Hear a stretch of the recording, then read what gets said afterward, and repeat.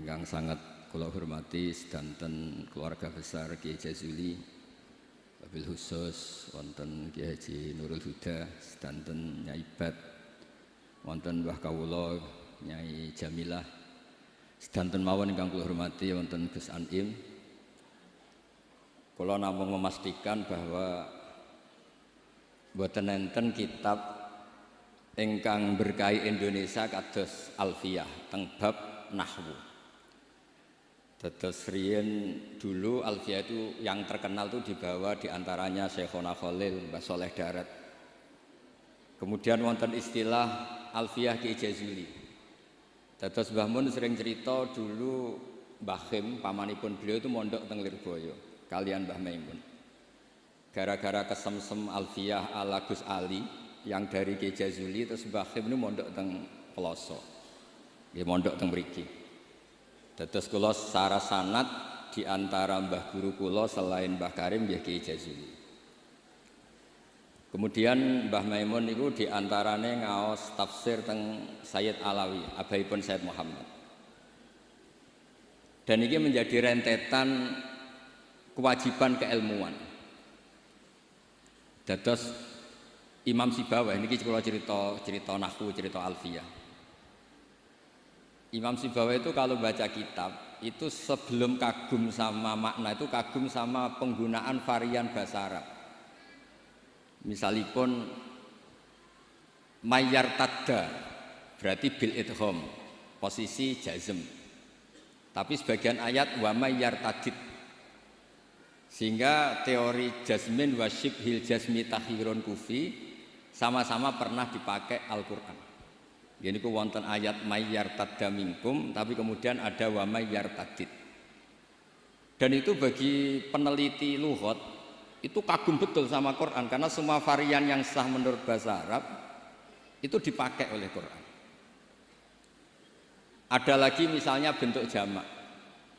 Jamak kafirun pakai mudzakkar salim, kuffar pakai jamak taksir.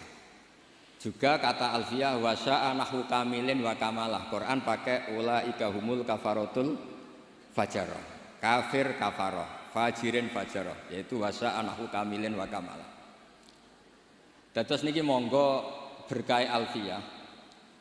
Niki dados solusi, dados keharusan bagi kita supaya orang itu tidak menafsirkan Quran sebelum malian bil arabiyah. Dia sangat menguasai bahasa Arab. Karena kalau kita belajar Alfiyah, belajar balaghah, wa walaupun matur Gusdah di antara kelebihan Kiai Jazuli itu semua fan diajarkan. Kula teng putih-putih sering memberi saran dan mengharuskan lah. Kalau cari ilmu itu sisi ekstrimnya itu dikaji. Nanti kelihatan semua ilmu itu fardhu ain, bukan fardhu kifayah tapi fardhu ain. Kalau beri contoh misalnya summum bukmun umyun. Summum bukmun umyun itu kan orang kafir itu tidak bisa mendengar misalnya. Bukmun orang kafir itu tidak bisa ngomong. Umyun itu orang kafir itu buta. Padahal secara fisik mereka bisa mendengar, bisa melihat, bisa semuanya. Dan itu kalau nanti Quran itu diuji secara kenyataan, ternyata mereka bisa bicara, bisa mendengar, juga bisa ngomong. Tapi kalau kita ngaji balaghah ngerti duduk perkaranya. Mereka dikatakan summun karena la yasma'unal haq, tidak mau mendengar kebenaran. Dikatakan bukmun la yatakallamuna bil haq, tidak bisa ngomong hak. Dikatakan umyun karena la yubsirunal haq, tidak melihat hak. Kemudian di balaghah diajarkan kalau tasbih, kalau orang ganteng biasa disebut anta kal badri, tapi kalau sudah ganteng banget disebut anta samsun, anta badrun. Sama di kebalikannya juga sama. Kalau terlalu enggak benar, bukan lagi kasumi tapi disebut summum bukmun umyun. Begitu juga di saktah. Saya berkali-kali cerita. Kalau Anda tahfidz, tadi saya dapat berita menyenangkan. Pernah bulik saya Neng Hasna putri Mbah Kula Mbah Jazila khatam Quran. Saya senang sekali. Di antaranya misalnya saktah. Saktah itu kenapa harus ada? Dulu Imam Asy'im pernah ditanya, kenapa ada saktah? Kata beliau, ada ayat atau dialog yang bahasa Arab itu tidak ada koma, tidak ada tanda kutip, sehingga solusinya ya sakta. Yaitu ketika orang kafir bangun dari kubur, mereka tanya, "Man ba'atsana mim marqadina?" Siapa yang membangkitkan kami dari kubur? Terus ada al-mujawib. Min jihatillah au bilisanil malaikah hadza ma wa'adar rahman wa shadaqal mursalun. Jadi yang pertama adalah su'alul mustafhim, penanya, yang kedua adalah mujawib. Andaikan itu tidak disakta, maka betapa kacaunya. Memba'atsana mim marqadina hadza ma wa'adar rahman. Itu menjadi kekacauan secara makna yang luar biasa, sehingga kemudian disakta.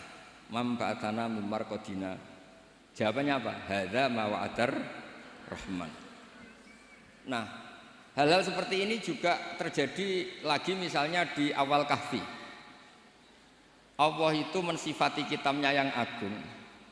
Alhamdulillahilladzi anzala ala abdil kitaba wa lam yaj'al lahu iwaja.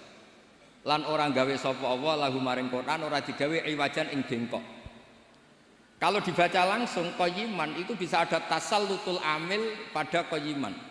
Wa lam yaj'al lahu qayyiman itu fatal betul. Allah enggak bikin bengkok juga enggak bikin lurus. Tapi berkahnya sakta itu menjadi natijah. Allah itu enggak bikin Quran itu bengkok. Diam, enggak bengkok itu apa? Lurus. Nah itu makanya butuh sakta. Jadi saya berkali-kali mencontohkan, "Cung, saya jangan belikan sate, pecel, rawon." Itu semuanya dilarang. Tapi kalau sakta, "Cung, saya jangan belikan sate, jeda, pecel." Itu artinya jangan belikan sate tapi nopo? Pecel. Nah, ilmu-ilmu yang talaqti min afahil masyayikh, kalau belum tahu hikmahnya atau illatul hukmi, paling enggak kamu sudah benar bahwa setiap baca ini sakta secara riwayat.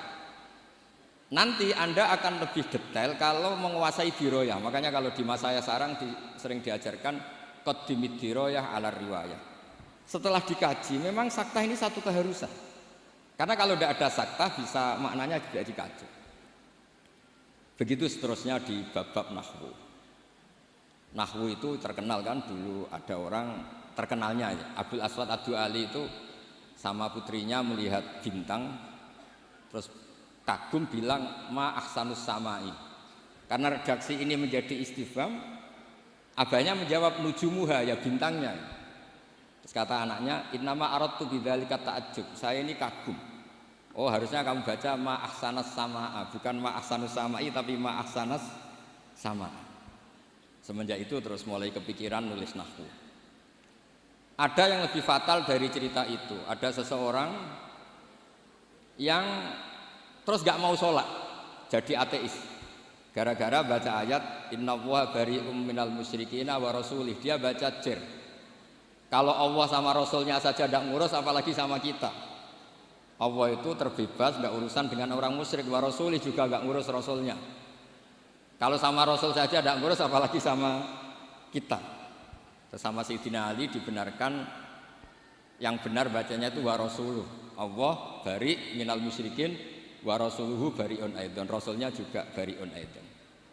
Nah, hal-hal seperti ini tuh menjadikan kita akan mutafaqih, akan mengkaji fikih secara serius dengan cara mengkaji bahasa Arab secara serius. Tanpa itu kita tidak bisa mengartikan Quran. Kemudian Alfiyah sebagai karangan, ini saya cerita sedikit. Saya juga sering mengkaji Alfiyah. Alfiyah sebagai karangan itu ya ada dengan tanda petik, ada pemberontakan, ada kritik. Kritik ini penting karena istiqmalul Arab itu tidak bisa diwadahi hanya ala madhabi Sibawayh. Sehingga meskipun Sibawayh ini orang yang paling top di dunia nahwu, tetap saja ada kritikus-kritikus nahwu yang tidak sependapat dengan beliau. Makanya di Alfiyah ada misalnya kadza kakhiltanihi wattisola akhtaru ghairi ikhtaro infisola. Ada wa'audu khafidin la ta'atfin ala dhamiri khafdin laziman bajuila. Terus beliau bilang walisa inti laziman. Ada lagi wasab qahalima bi harfin jurraqat abau. Nah, wala amna'uhu faqat waraq. Itu jelas beliau menantang jumhur Beliau jelas cerita abau, semuanya menolak, tapi wala amna'uhum menurut saya enggak masalah. Wa autu khafidin juga sama, kata normalnya kan maror tubika wa bizaidin, tapi kata beliau boleh maror tubika wa zaidin. Kata beliau wali sa'in bilaziman itqat ata fin nazmi wan nasris sahihi musbata. Dan itu akhirnya menunjukkan beliau itu alim bil qiraatis sab'i, dengan qiraat sab'ah. Ya, baca yang benar itu bil qiraatis sab'i karena qiraah itu muannas, sehingga di adat kalau muannas justru taknya apa? Dibuang. Jadi salah satan kita ikulil asroh fi adima ahaduhu mudzakkara terus fiddit dijarrid. Jadi yang benar tuh fil qiraatis sab'i. Ya tapi yang sering orang bilang qiraah napa? Sab'a. Nggih boten napa-napa niku dadi bahasa Indonesia ngoten mawon boten usah ditakwil. Sebenarnya kalau secara fanatik kalau makdudnya itu muannas justru tambah napa? Tak. Makanya kalau di nahwu-nahwu itu fil qiraatis sab'i bukan fil qiraatis sab'a. Tapi karena itu sudah jadi bahasa Indonesia ya sudah lah, enggak kayak kita kalau di kampung itu wis tahiyat awal. Ape pinter kancane goblok. Ape goblok kok kiai, tahiyat kok awal, mesti tahiyat ula. Jadi enak goblok bareng ngoten mawon. Karena kalau sering matur teng Mbah Kausar. Pertama korbane kula sesuk abahe nggih digojlok. Semoga kapan-kapan lebih berakhlak. Mbah kula. Cerita bodoh itu barokah. Terus nahwu riyen dikarang barokah wong salah ma ahsanus samai. Riyen hadis paling populer nggih barokah tiyang mboten sopan. Terus Nabi pas khutbah. Niki cerita mungkin cerita terakhir kula. Nabi pas khutbah cerita kiamat itu dahsyat. Mungkin orang ini mangkel, ini cerita kiamat kok gak ada tanggalnya. Makanya tanya, ya Rasulullah mata sa'ah, engkau ini cerita kiamat tapi tanggalnya gak jelas. Mbok bilang, itu kapan kita bisa persiapan? Nabi gak jawab. Ya mulai dulu analis itu banyak. Nabi ketika jawab, ada yang sahabat bilang lam yasma, falam yujib. Nabi gak dengar maka gak jawab. Yang satu bilang sami'a wa kariha. Sebenarnya Nabi dengar tapi gak berkenan karena pas khutbah kok dijeda ada pertanyaan. Tapi lama-lama Nabi tanya, manis sa'il, yang tanya tadi siapa? Diulang lagi sama Arabi tadi, mata sa'ah. Terus Nabi tanya, ma'atattalah, andai kan tahu kapan kiamat yang kamu persiapkan apa? Fawa wa ma'atattalah kabira sholatin wala kada wa kada walakinni uhibbuka. Saya tidak menyiapkan banyak sholat, tidak menyiapkan banyak zakat, tapi saya mencintai engkau ya Rasulullah. Terus kata Nabi, anta ma'aman ahbabta. Sebagian riwayat almar'u ma'aman ahab. Itu satu masjid senang semua karena mereka tahu kita tidak mungkin ngamal kayak Rasulullah, tapi kita akan bersama Rasulullah karena mencintai Rasul. Itu satu peristiwa yang awalnya mangkel karena ada orang nggak sopan ini, tapi menjadi berkah semuanya hafal. Itu juga barokahnya orang salah. Mulanya nak sampean maca kitab salah, mesti salah sing barokah. Mboten karena barokah salah niku terus ketok murid. Kula riyen ndek kanca niku gobloke ra karuan. Ambek kula mangkel. Gus ngaji aja pinter-pinter, gak sopan nyanyi Mbah Mun. Terus nak goblok kan gak nyanyi gurune, jadi saya ini goblok ini amdan bukan sahwan kata. Karena Mbah Mun pinter, masa murid ikut pinter, mboten napa? Sopan. Jadi maksud kula niku nak sampean pinter nggih ben dadi bangga Pondok Al Falah, nak goblok nggih niati tawadhu. Wong Gus Kausar potongane mau disaingi ngoten. Terus kabeh niku saya. Karena ciri utama iman itu qadha qadar khairihi wa syarrihi minallah. Kula niku nate ngisi muji tiyang medhit niku kathah sing janggal. Kula niku mbek wong medhit nggih seneng, mbek wong lomo ya seneng. Kok saged, Gus? Nak lomo untuk dhuwit ya nek dienggo apa ta apa lah jenenge dhuwit. Nak mbek wong medhit iku nggih seneng. Mboten njaluk swarga. Kadang wong lomo 100.000 njuk swarga. 200.000 njuk anake pinter apal alfiah apal Quran. 100.000 njaluk napa? Artinya gini, kita ini kan nanti takut hisab. Kalau nggak ada orang yang ngasih kita ini tidak akan dihisab. Karena yang ngasih itu ya ono kompensasi nih. Apalagi politikus, nak ngekei gak dituruti karepe niku dihitung. Maksudnya niku nak entuk dhuwit ya barokah, kena iku sedekah. Nak ra entuk dhuwit nggih barokah, mboten enten napa hisab. Itu harus diperkuat supaya kita jadi kiai itu pede. Wau dawuh Gus Dan niku Mbah Jazuli niku pede. Kula nate diceritani beliau sowan Mbah Hamid. Jenengan sinten?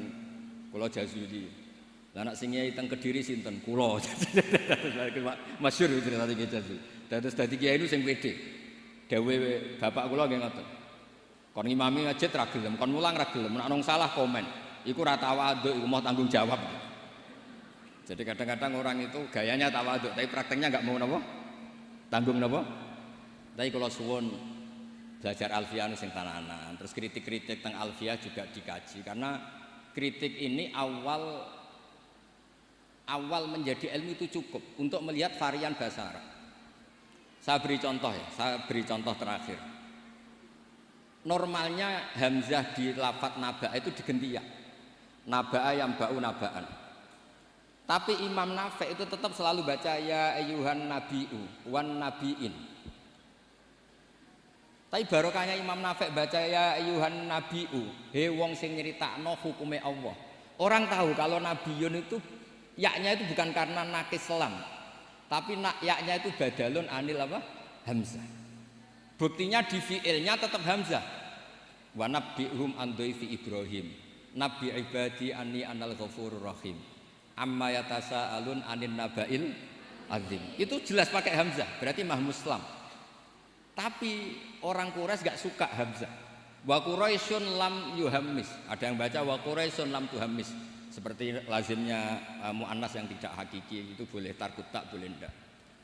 Itu ada orang Tamim, itu kalau manggil Nabi itu ya Nabi Allah. Hei orang yang menceritakan ketentuan Allah. Terus kata Nabi, ana Quraisyun. Saya ini orang Quraisy, jadi kalau baca ya Nabi Allah. Nah nanti setelah Anda belajar qiraah sab'ah atau qiraah al-qiraatus sab'u tadi. Walam yakullahu kufuwan ahad. Kufuwan itu tidak ada maknanya. Yang dimaksud Allah adalah walam yakullahu kuf'an ahad. Allah itu tidak ada yang menyamai seperti di bab kafaah. Itu mah muslam. Tapi di takhfif menjadi wawunya diganti apa? Apa hamzahnya diganti apa? Wawu. Sehingga tetap ada qiraah walam yakullahu kuf'an ahad. Qiraah kita walam yakullahu kufuwan ahad. Begitu juga lafadz yastahzi'u. Orang kafir itu kalau dengar adzan atau dengar sholat ittakhadhu huzuwaw wala iba. Pakai wawu huzuwaw. Tapi nanti di fi'ilnya Allahu yastahzi'u bihi. Nah ini pentingnya ngaji. Jadi saya mohon ngaji nahwunya ya jalan, iklalnya ya jalan. Karena iklal ini penting. Dulu Nabi ketika baca walaqad yassarnal qur'ana lidzikri fahal mim muddakir. Itu sahabat kaget semua. Karena mereka tahu kalau yang dimaksud Nabi itu Quran saya mudahkan, apakah kamu bisa ingat? Mereka tahu kalau maknanya ingat itu pakai dzal. Makanya sahabat antar mereka tanya, adalan amdalan. Tadi Nabi melafatkan dal apa dzal? Semuanya bilang dalan. Nabi tadi jelas bacanya fahal mim muddakir. Akhirnya ditemukan ilal tafdi alin rudda istramut bagi fiddana wasdat waddakir dalan bagi. Jadi zakaro ikut wazan ifta'ala menjadi apa? Iftakaro. Terus kena kaidah tafdi alin rudda istramut bagi. Kemudian apa? Dal diganti apa? Dal. Setelah diganti dal tak dihidupkan ke apa? Dal menjadi fahal mim muddakir. Terus niki bentuk tawaduk kula teng Kiai Ida teng sedanten teng ning bat sedanten teng Mbah Jamil. Mugi niki barokah kula nggih mboten biasa fatwa tapi kula biasa kajian ilmiah. Wau mun didhawuhi kathah kalian Gus Kausar nggih. Muga-muga sing dawuhi saged nglakoni. Terus mergi kula niku nek ana wong setor alfiah ije eling nek zaman mondok sarang wong setor kok ije eling berarti gak wong bener. Lah kok saged wis disetara gunune ya entek. Nek ije eling berarti ije nyiso. Ya tapi saya eling. Kula ngantos sakniki saya eling alfiah karena bagi saya itu penting ilmu itu. Karena tadi misalnya baca mim muddakir langsung ngerti napa ta tafdi alin rudda istramut bagi fiddana wasdad wadarin dalan bagi sehingga tetap fahal mim muddakir ana ta ana sing eling. Bukan terus kita enggak pinter ganti. Oh ini yang bener dal, yang mananya ingat itu dal, bukan begitu. Asal usulnya dal karena jejer tak kemudian diganti napa? Dal, itu dalan bagi. Nggih, ngoten mawon ngapunten kathah. Assalamualaikum warahmatullahi wabarakatuh.